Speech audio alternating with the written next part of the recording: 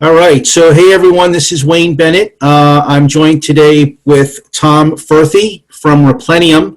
Many out there in the viewing audience may know Tom, but let me just tell you a little bit about Tom. Tom is a C-level leader with real experience in both online and brick and mortar retailers.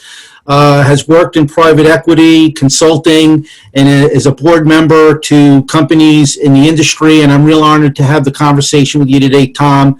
It was recently brought to my attention, your company, Replenium, and I know you're in the auto-replenishment application business, and I'm just curious to know a little bit about what is Replenium, how is it created, and what inspired you to do that? Yeah, no, thanks. And thanks for having me, Wayne.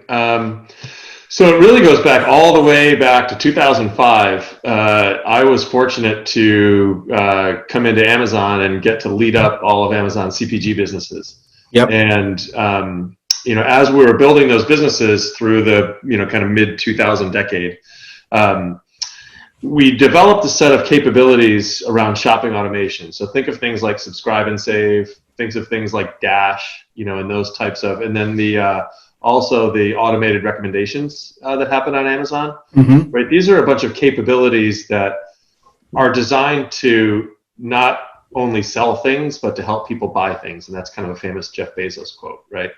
And so as we built these things at Amazon, we recognized that shoppers loved it. Like it became quickly, in a lot of cases, a majority of our business was running through these capabilities. Folks love to set it and forget it, know that Amazon is taking care of these products for them. And so we built a really big business. I mean, inside Amazon today, it's a, what would that be, it'd be an 11-figure business inside Amazon today. So north of $10 billion just in this stuff. And so after being at Amazon for a bunch of years, building and running these things, a bunch of folks that were on the team there that built Subscribe and Save and some of these says, as successful as this is at Amazon, the rest of the world should have something like this. And we learned a lot from what we did there, and then we set out and built Replenium to do what Amazon does, but ideally do it better and do it for everyone. Great. And so, what are you seeing today, Tom, in terms of why is this now becoming so important to the retailers in the marketplace? Obviously, we have a surge in online sales, and it's going to transform retail at its core. But what are you seeing in terms of the trends for an auto replenishment application today, now more than ever? And what is the business opportunity for that?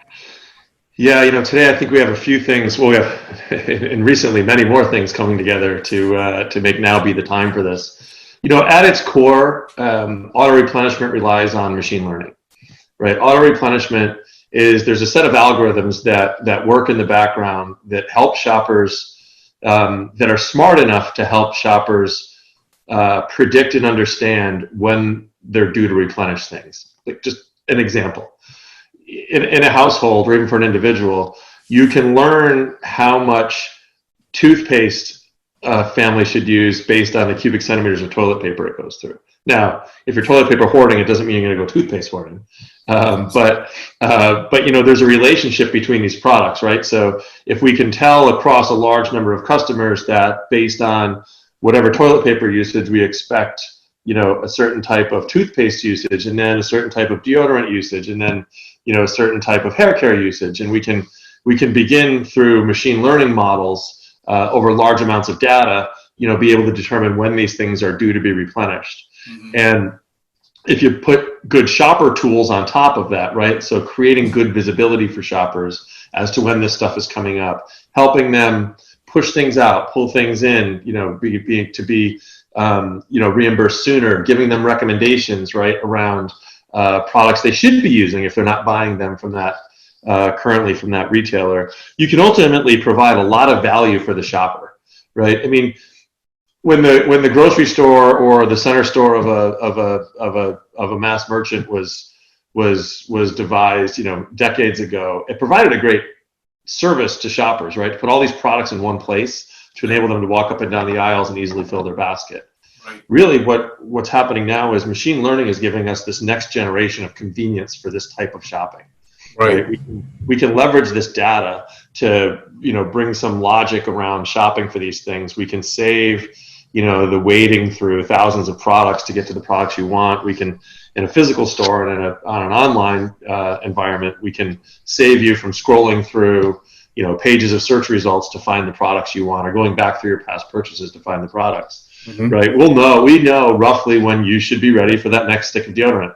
And, that deodorant product should raise its hand and say, I'm ready to drop in your basket now. And you have a really easy capability to manage that. So we think that the time is right with all of these things coming together. And then, of course, with recent events, we're seeing even a further surge in e-commerce, which puts even more kind of burden on the shopper in their e-commerce environment, but also, of course, creates all kinds of strife and variability to the retailer, right?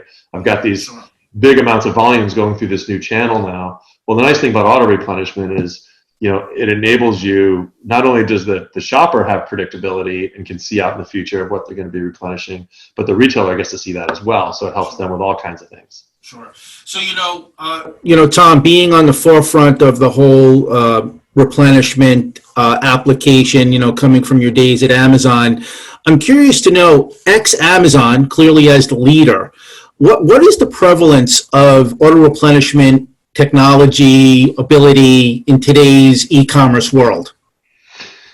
That's a good question. It's still quite nascent.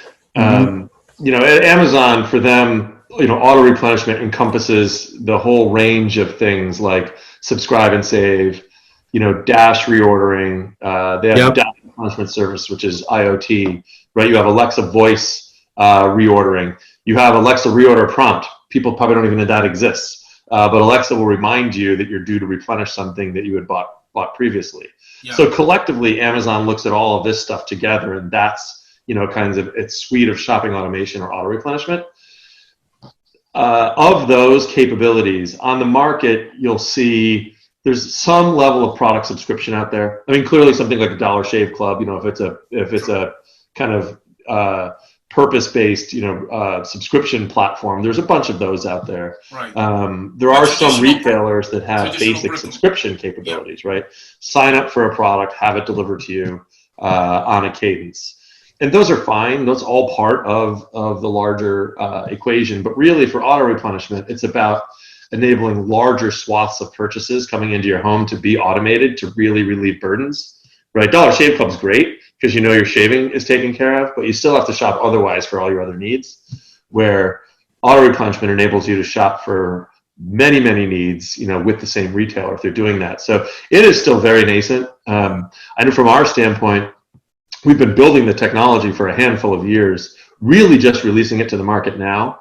Right. And so while we don't see a lot of it out there now, we do see a lot of interest and a lot of retail adoption of that happening now. So I think if we look back a year from now, I think it'll be a best practice and a widely practiced practice across the better in class, at least, retailers. So that's interesting, Tom. So I'm curious then to note, like, from where we are today in terms of usage of auto replenishment application, or some variant of what is the demographics, shopper demographics looking like as a pathway, as auto replenishment pathway of that consumer? What does that look like today?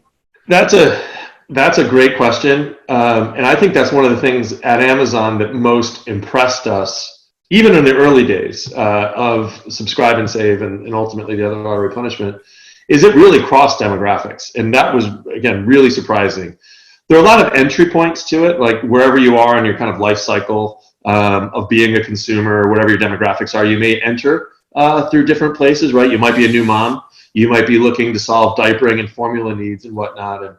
And so this is a great service for you to get into that. But as a mom, while you're in there, you might realize, wow, I can get my beauty care through here. I can get my other personal care through here. Oh, I can take care of my home, right? Getting things like floor cleaner and surface cleaners and wipes and all that stuff, right? So, you could be an older couple, getting their coffee through there, or maybe their vitamins, or, other kind of elder care items, because a lot of that is on regimen. You may be a diabetic and you may have a certain diet, or you may have certain supplies, that you need to restock. So there's a whole range of kind of life states and demographic states that that work for this. Anybody that buys stuff on a regular basis, this really does work for. So we've been really impressed with the range of demographics. It's really interesting because in reading some materials before this interview, Tom, it was I like the way you guys framed up the notion that auto-replenishment is sort of the next stage of loyalty, of retailer and consumer loyalty. I really like the way that was framed up, and you took us through the stages of loyalty, loyalty 1.0, and this is now loyalty 4.0. What can you explain what you mean by that? Yeah, sure. Shopper loyalty, right, it has historically come down to the collection and use of shopper data, ideally in ways that reward that shopper for their loyalty to you, right, as a retailer. Reward them for the dollars that they spend with you, for the trips that they make to your stores. And we do see, retailers have a broad range of the data that they capture on their customers, right? We've got some retailers that may not be awesome retailers that have a trove of data. We also have lots of retailers that are very good retailers, very good merchants. Their customers love them, and they don't collect data, right? So there's kind of a range out there of what we have from a data standpoint. But the way we've defined the phases of loyalty are basically, you can go back, and I was at Wegmans way back in the day. I mean, I can go back to probably 90 or 91 when we started Shoppers Club, a card-based program. And so you think back to the early days of card-based programs. They were about allowing you to get a discount for being a card holder, right? So there's a shelf price, there's a discounted price. I get that discount if I'm a card holder. That evolved. That was Loyalty 1.0. Loyalty 2.0 took that to another level and basically said we can actually personalize your discounts based on your own historical shopping behavior. Right, so we can either give you a discount to reward you for something you've consistently bought. We can give you a discount to incent you to maybe shop a new category. We can use that to deliver something specific to you. So that was Loyalty 2.0. Loyalty 3.0, we've seen maybe over the last handful of years, and that takes it another level further and can introduce things like geo-targeting, right? I know that you're entering my store. I can give you a discount, here and now based on, inventory awareness, based on the time of the day, based on maybe other preferences or behaviors that you're exhibiting to me kind of real time, right? So that's Loyalty 3.0. We think Loyalty 4.0, which is what we consider auto-replenishment to be, really taking that one more step further, right? Not only can we provide you good pricing and good value based on your purchase behaviors, but we can also help you by leveraging the data that you've provided us. And it could be because you've been a shopper for us for a long period of time and we've collected that data. It could also be because you're a new e-commerce shopper of ours and you've filled a basket or two. Or you start to fill a basket and we say, well, what about this category? What about that category? So you don't have to base it on a lot of historical data to be effective, but it's really about leveraging that data and helping people shop, right? Suggesting them the products that they really need, enabling them to put those products on a replenishment regimen that works well for them, and then building that up over time so that large swaths of their purchases become automated, and they get rewarded for that loyalty with the assistance of the retailer, and then also in many cases, preferred value or discounts, in return for declaring their loyalty to that retailer and those products. Yeah, great. And so, in today's world right now, Tom, there's really been a whole financial upset of the retailer operation because of whether it's the cost to keep the shoppers safe in store, their employees safe in store. Many retailers are hiring people for incremental, in-store service, delivery, things like that. So I'm curious to know, in terms of the auto-replenishment opportunity, and so what are the economics? Yeah. What are the economics of auto-replenishment, and why is that important for the retailer? Yeah, that's another very good question. E-commerce was a higher cost to serve model than stores even before all of the latest events, right? And of course, our latest events have just exacerbated that. And even back in the Amazon days, right, we had a relatively higher cost to serve model, based on the uniqueness of a direct to consumer supply chain, right? If you're going to take inventory, assemble it, and get it to someone, whether it's through a common carrier or through local delivery, that's going to add cost to it.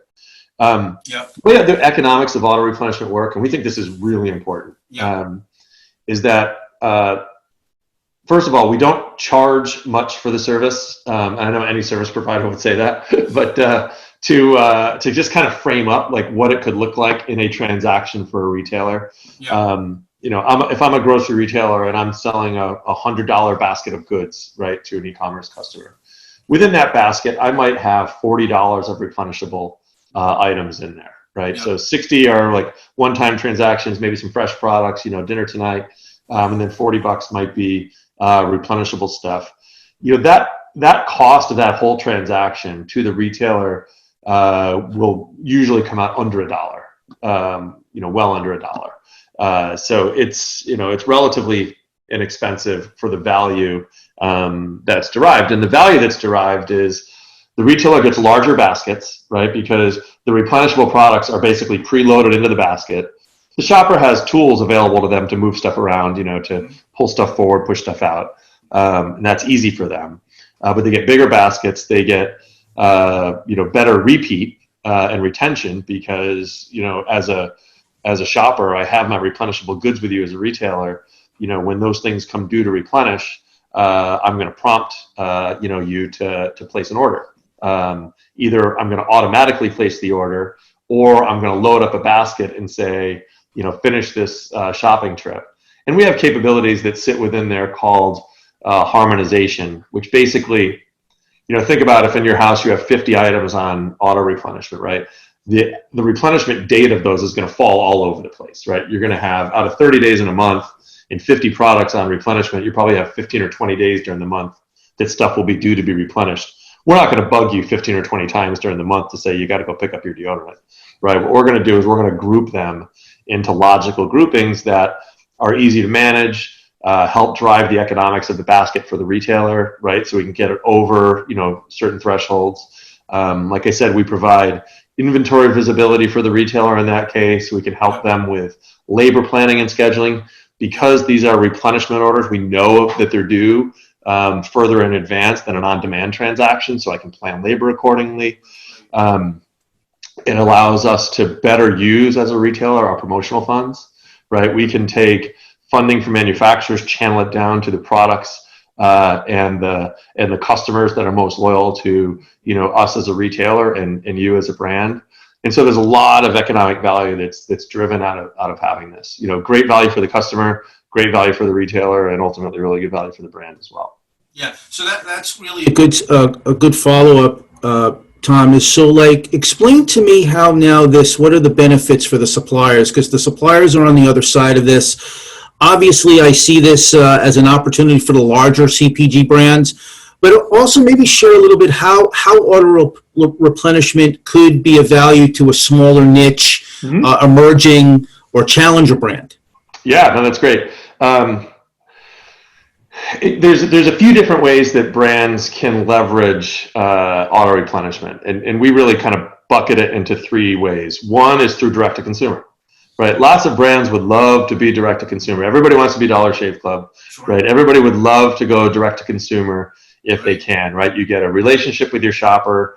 You leverage that data and that relationship to build a commercial relationship with them, and that's awesome. But not all brands can do that, right? They might not have the supporting infrastructure. They might not have the, their products may not have the economics, right? Shipping a case of paper towels, direct to consumer is often not going to work very well. But if you're a challenger brand and you're upcoming and you don't have a lot of retail distribution, it's a great way to go to market, of course, through direct to consumer. And if you're a replenishable type of product, having this capability is really important. We work with lots of brands from early challenger stage to older stage. So direct to consumer is one. There's another way that we call brand to retailer.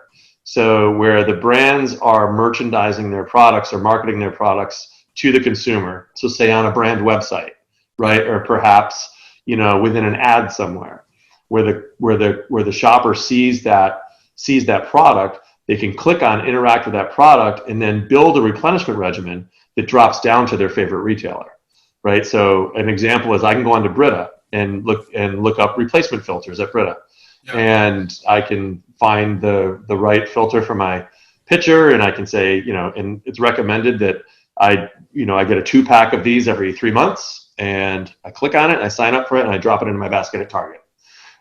So in this case, Clorox and Brita get the great benefit of working with the shopper. The shopper gets the convenience of not having to think about it again, and it's there for them in the replenishment regimen at Target when they're ready for it. And then third is working with retailers, right? So retailers can light up auto replenishment for anything that's in their assortment. Right. So in this case, if I'm Brita, I can build programs with the retailer to prompt shoppers to get their Brita replacement filters from you, and I can fund into that, right? I can fund a discount into that.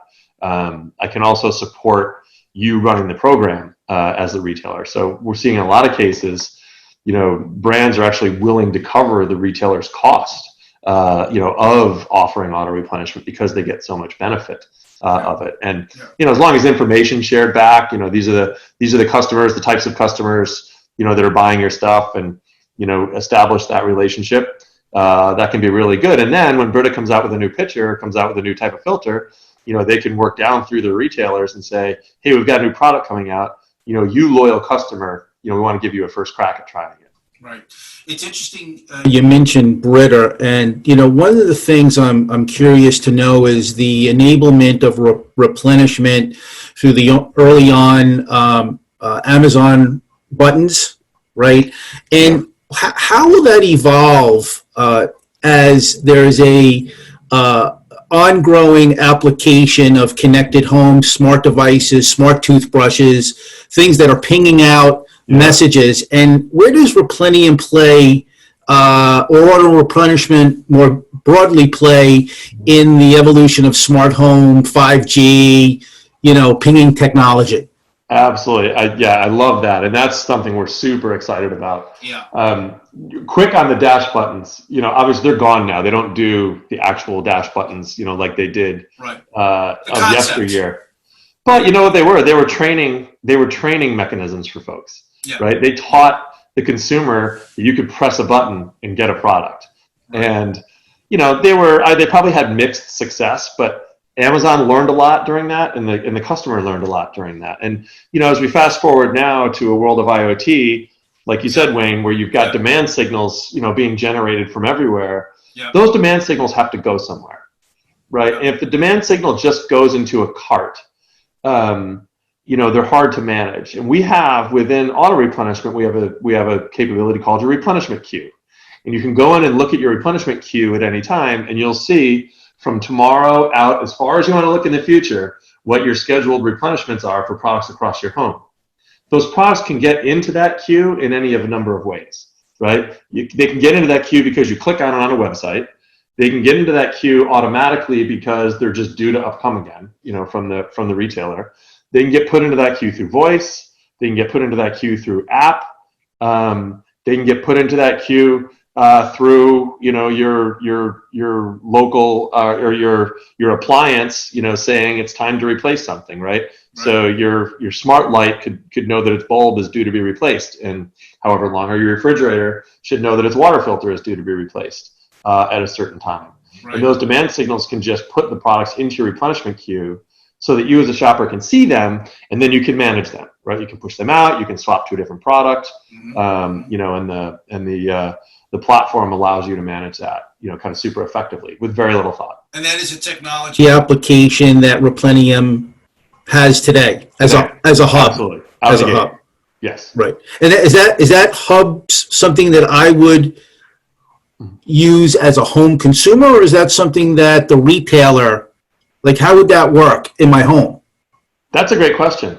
You as a customer would own your queue, right? So, the queue was generated for you, in a lot of cases by you, right? So that's your queue. The retailer can see that, right? The retailer can see your queue, the aggregation of all of its customers' queues together, which is great for the retailer because it helps them plan, it helps them market better, it helps them plan labor, inventory, kind of all that. So there's a lot of benefit to the retailer in doing that. But we think it's really key that you as a shopper are in control of that data, right?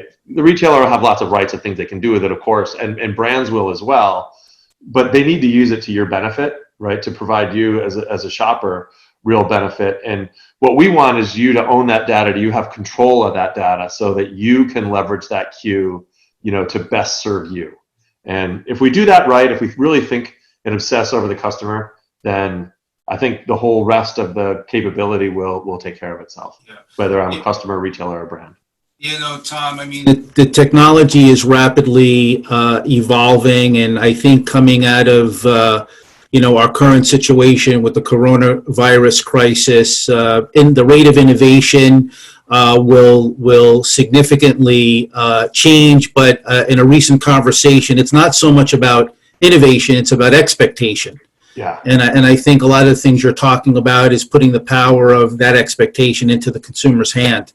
So that's very interesting. Mm-hmm. So I guess I have one last question, and I know, Tom, you're involved with a lot of different conversations with a lot of different people across the industry, and I appreciate the conversation about auto-replenishment and Replenium. But what else are you seeing? What are some of the other opportunities, innovations out there that maybe the average person doesn't know about yet today? What can we expect 6 months, 12 months, 2 years from now? What's next? You've heard people say, and I totally, and some of them were quoting me, but we had always said that e-commerce would reach 20% of grocery retail and other retail faster by 2023. And clearly we've accelerated in the very recent term past that. Now we may settle back down to something lower, of course.